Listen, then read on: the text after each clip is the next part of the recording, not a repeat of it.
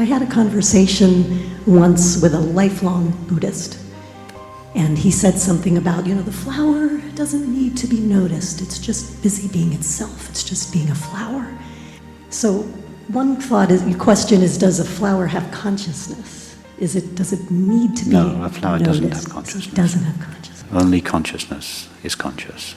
Flowers don't have consciousness, bees don't have consciousness, dogs don't have consciousness. How do they know what Cats to do? don't have consciousness, human beings don't have consciousness. Only consciousness is conscious. Only awareness is aware, period. So how does it know what to do? What is that magic? Is that not part of the magic of nature?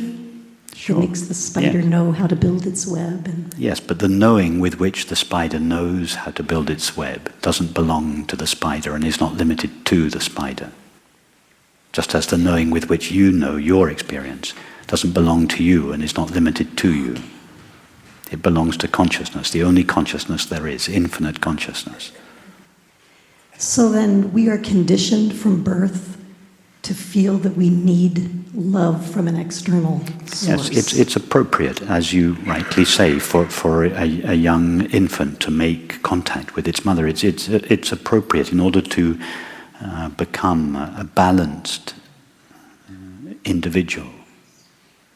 It's necessary to have contact with your mother, your father, ideally, or your family, or a well-adjusted ego or self or person. Yet all of that is necessary.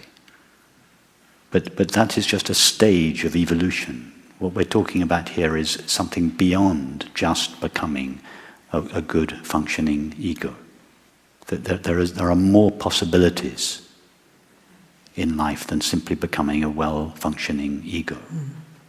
There is more evolution possible. It's a relatively elementary stage of evolution, just to be a fully functioning ego or person. It's not a particularly advanced stage of evolution. It's just a stage of evolution. What we're talking about here is something beyond just knowing ourselves as an ego or separate person.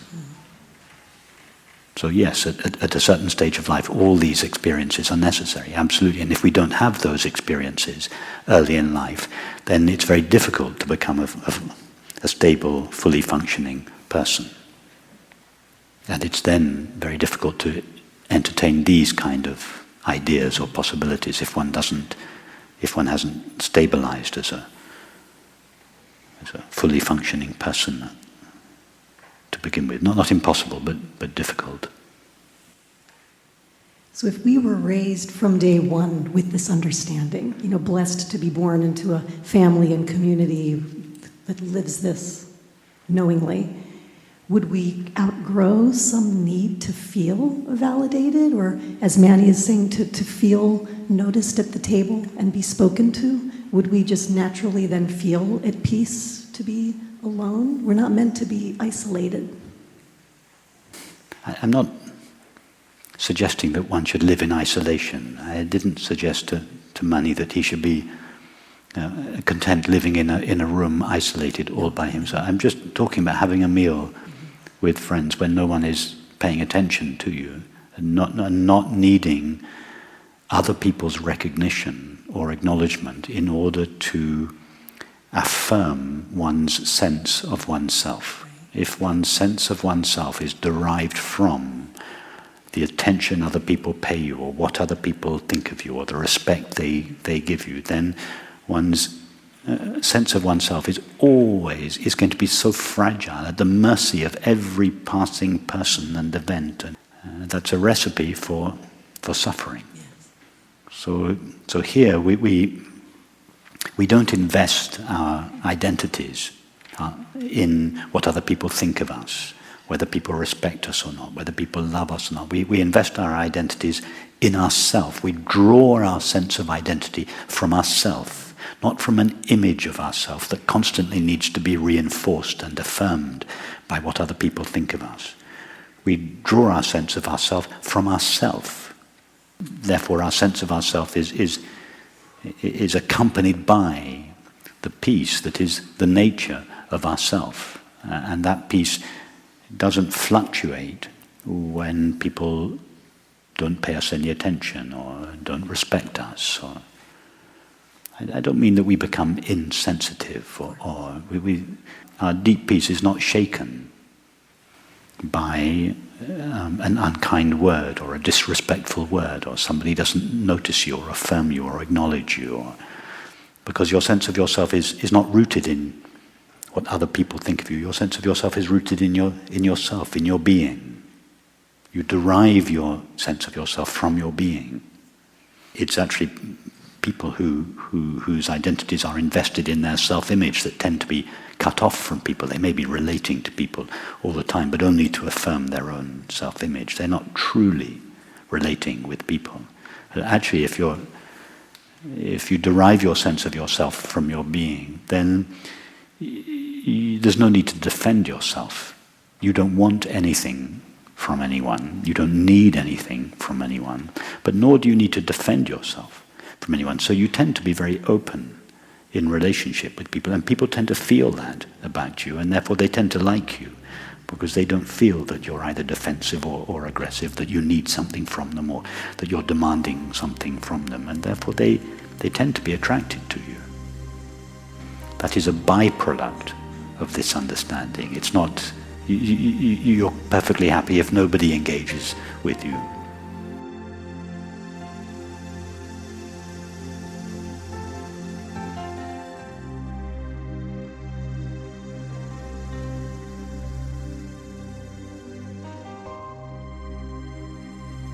When I go to the I am, when I say, am I aware?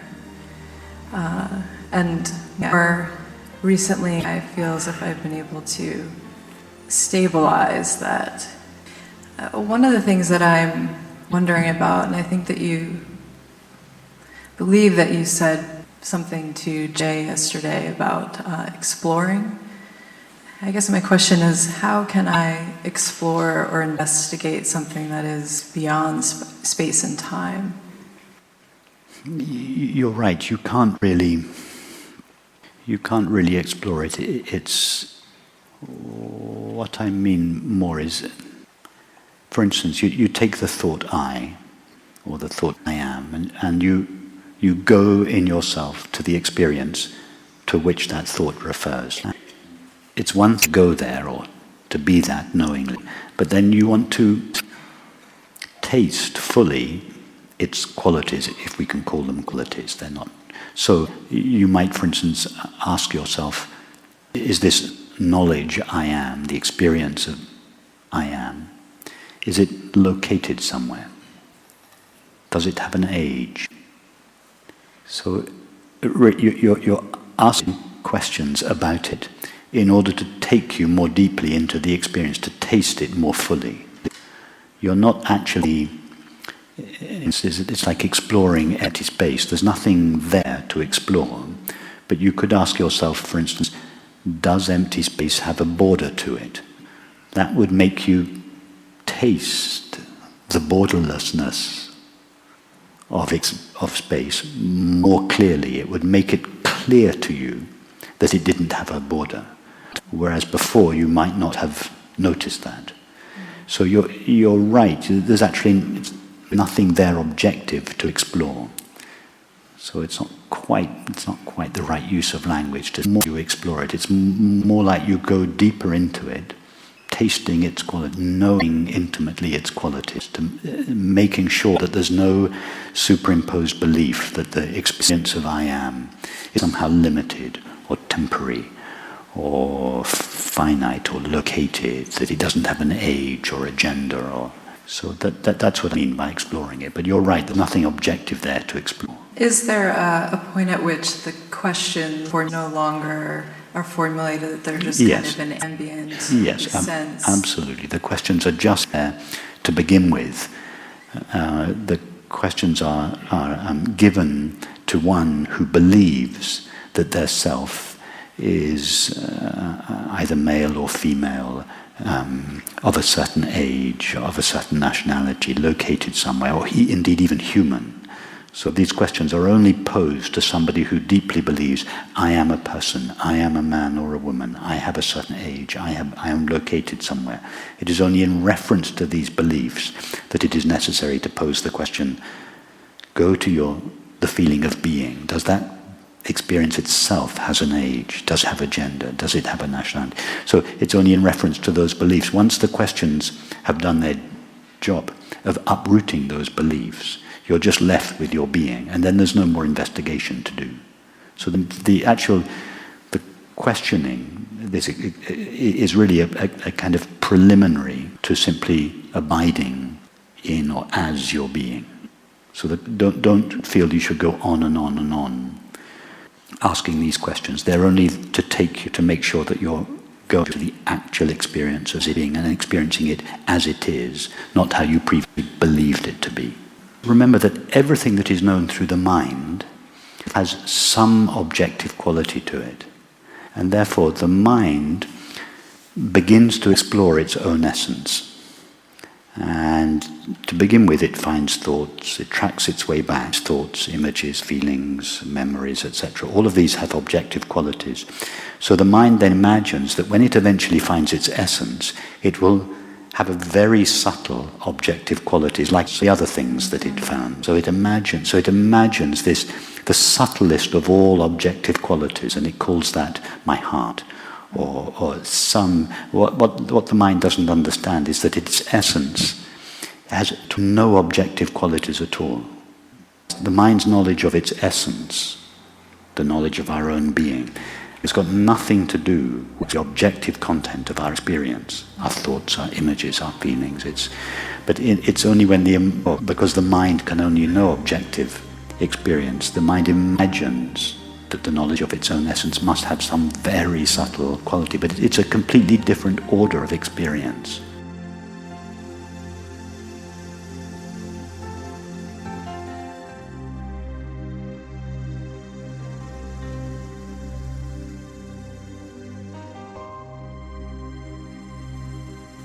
Hey Rupert, wanted to ask a question about intuitions compared to direct experience. So I think you've really brought us this idea of direct experience, coming to the I am internally and really feeling that as the base of our experience. The question that I had is, the next leap is the one that I struggle with, which is the sense that also makes it such that it is one universal awareness. So I can directly know the sense that I am, but I cannot directly experience that the I am that I am is the I am that everything is. So that's part one of my question. And then part two is the challenge of relying on the nature of our experience. So I'd love to just understand, how do we take that next leap from first the I am to the understanding that the I am that I feel is the same I am that everyone feels? Well, if you go to the experience that you refer to when you say I am, and you explore that experience, you won't find any limits in it. In other words, your being discovers that it doesn't share the limits or the destiny of the body, the thoughts, feelings, etc. So you discover that you are unlimited. Or how many unlimited awarenesses can there be? How many unlimited beings can there be? If there were, let's say, if there were two unlimited beings, if they were truly unlimited, there would be nothing to distinguish them. If there were two beings would have to be separated. One would have to end and the other would have to begin. So, yeah, that intuitively makes sense. I guess the challenge is, how do we know it's not another trick of the mind? So as an example, right, I understand what you're saying with respect to awareness being more boundless. It doesn't feel like it's centered. But when you say how it's not a trick of the mind, but it's not, the knowledge of your own being has nothing to do with the mind. If by mind you mean your objective experience, thoughts, images, feelings, Your knowledge of your own being's knowledge of itself does not go through the mind. Your being knows itself directly. Its knowledge of itself is not mediated through the mind. Your knowledge of the world is mediated through your mind. In fact, you need to look through the glasses of your mind to know the world. And the mind is like a pair of glasses that consciousness puts on. It's like this virtual headset that consciousness puts on in order to know objective experience. The glasses that consciousness puts on are called time and space. Those are the glasses that consciousness puts on. It is through the filter of time and space that consciousness knows the world. Of course, as you rightly say, we forget that we have the headset on, so we think that time and space are a quality of reality, objective reality. No, they're not. They're just the lens through which we perceive reality. And as a result, our view of reality appears in accordance with the lens through which we look. It's why we seem to know a world that exists in 4 dimensions, well, 1 of time and 3 of space. But the universe is not a 4-dimensional universe. It has no dimensions at all. It's made of pure consciousness. It's only the glasses, the glasses of time and space that we look through that makes the universe appear to exist in time and space. Your knowledge of yourself is not a trick of the mind. It's nothing to do with the mind. You know yourself directly, by yourself, through yourself, in yourself, as yourself. There's no trick there. There's no question of any trick there.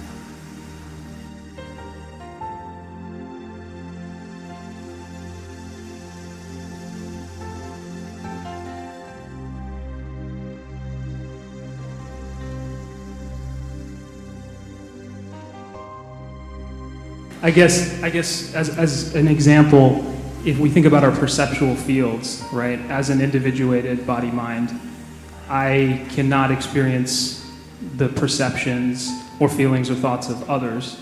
And if I was abiding as universal awareness, would I not be able to, as awareness, experience? No, no, because awareness cannot know finite experience, such as a thought or a feeling, without being mediated through a finite mind.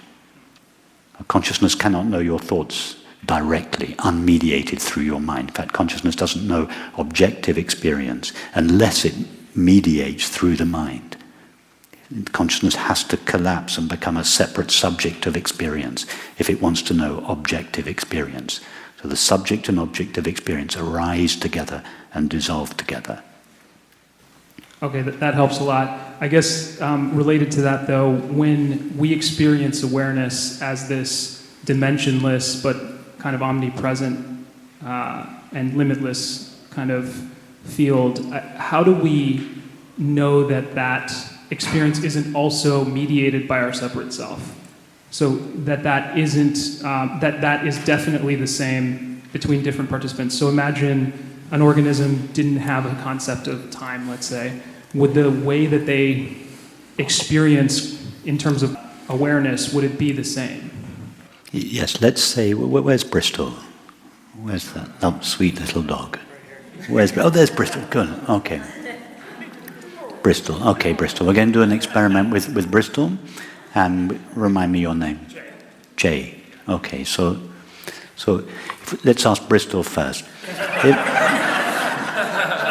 If Bristol was now to describe, if she were to describe her experience to us, as far as we know, she wouldn't describe thoughts, but she's certainly, her eyes are open, so it's reasonable to assume she's having a perception. Can't be quite sure what she's perceiving because her glasses are different from ours. Her mind is constructed differently from ours. Therefore, reality will appear differently to her than it does to us. But she will surely be experiencing something. There will be perceptions, and she's also very responsive when you stroke her. So she experiences sensations. Now, if we were to ask you to describe what you were perceiving, you would describe a room much the same as the room we're all perceiving, and you would describe sensations which were similar to us. So there would be, and if we were to, if we could in some magical multi-dimensional printer, if we could print out your thoughts, sensations and perceptions, and Bristol's sensations and perceptions, they would be two totally different experiences. There would be not much that they had in common. But now, if we asked you to turn round the camera and describe what it is that is knowing your thoughts, sensations and perceptions, what you call yourself, and we were to ask Bristol, turn round and describe what it is that is knowing your sensations and perceptions, and we were then to print out your two responses, they would be identical. That's very helpful. Thank you.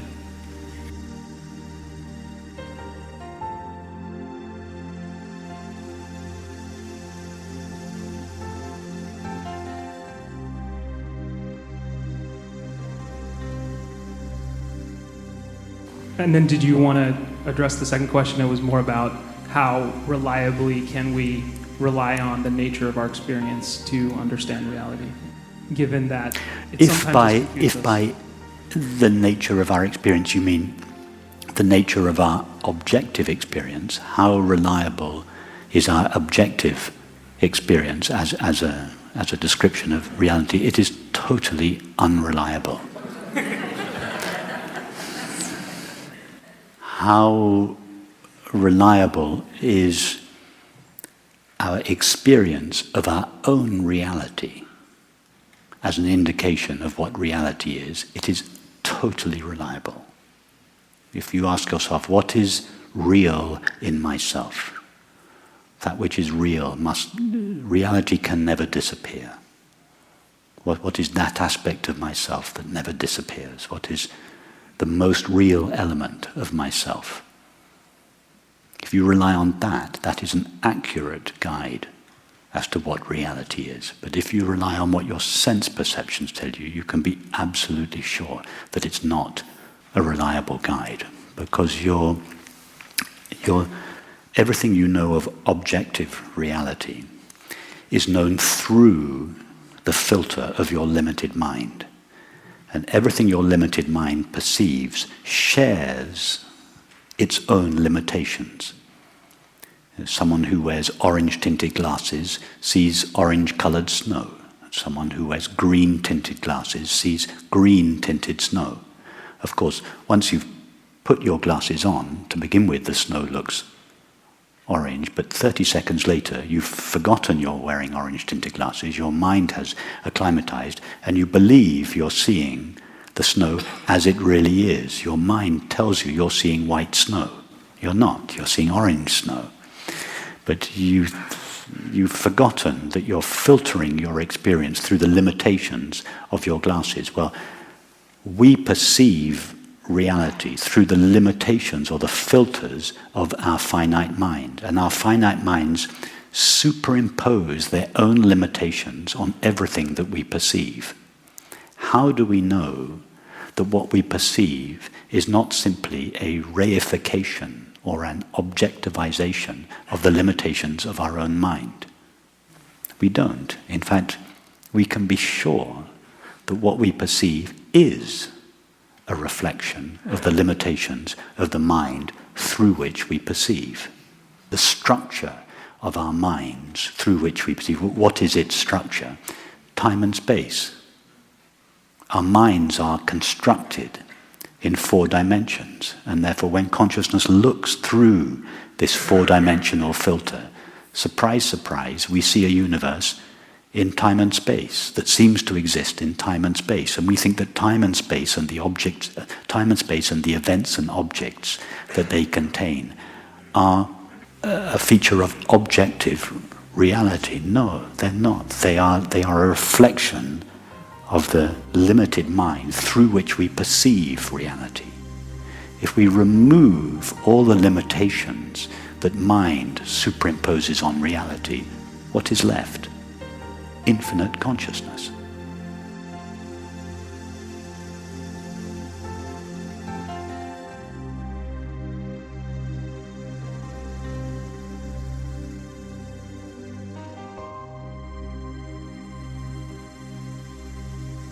And one final question, which is, I think a lot of us have now been able to, through your teachings, navigate to a sense of awareness.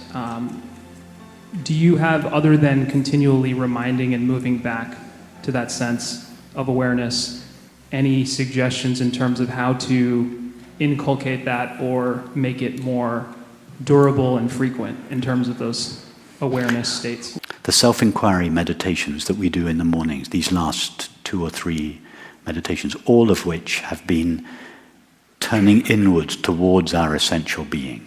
That's what I refer to sometimes as the inward-facing path.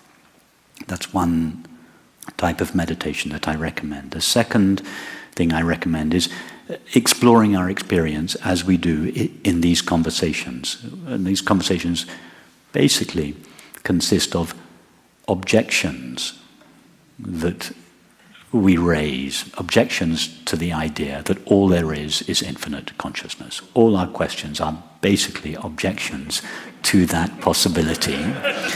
And so we explore our objections, and in this way the edifice of the mind that slowly opens, or slowly or not so slowly, begins to crack and open. And then the third way, explored the nature of our own being, having tasted in our experience that the openness, the emptiness, the ever-presentness, the unlimitedness of our own being. We then begin in our meditations to turn towards our experience of the body and towards our experience of the world. And we try to experience the body and the world in a way that is consistent with our new understanding. And then the fourth way would be to take everything that we've learned from these 3 approaches out into the world and to live the implications of our understanding to the best of our ability.